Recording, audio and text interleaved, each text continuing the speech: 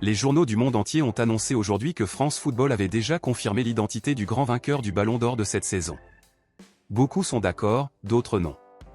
Nous allons donc vous expliquer en détail tout cela dans cette vidéo, et à la fin, je souhaite connaître votre avis dans les commentaires.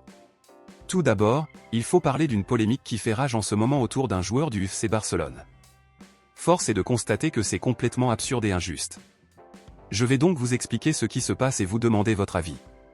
Il s'avère que Dembélé a été élu meilleur joueur de la Ligue des Champions, ce qui a suscité une vive indignation non seulement parmi les supporters du FC Barcelone, mais aussi parmi de nombreux passionnés de football, qui ont jugé cette décision de l'UEFA injuste. Les chiffres parlent d'eux-mêmes, Rafinha a joué 14 matchs, marqué 13 buts et délivré 8 passes décisives, tandis que Dembélé a joué 15 matchs, marqué 8 buts et délivré 6 passes décisives.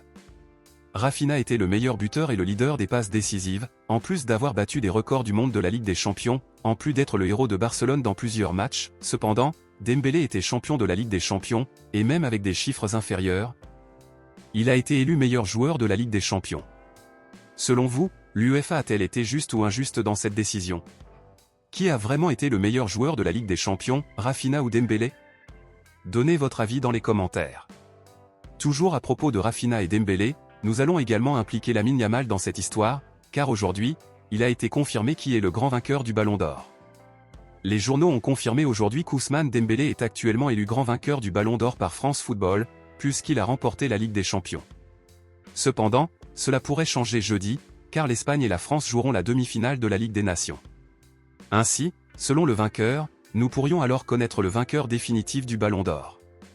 Pour beaucoup, Dembélé le mérite davantage, mais pour d'autres, c'est Lamine Yamal qui le mérite davantage. Cependant, d'autres pensent que ni Dembélé ni Yamal ne le méritent, mais plutôt Rafinha. Alors, honnêtement, qui mérite vraiment le Ballon d'Or selon vous, Dembélé, Lamine Yamal ou Rafinha? Pourquoi? Dites-le moi ici et je lirai votre commentaire. À bientôt pour la prochaine vidéo.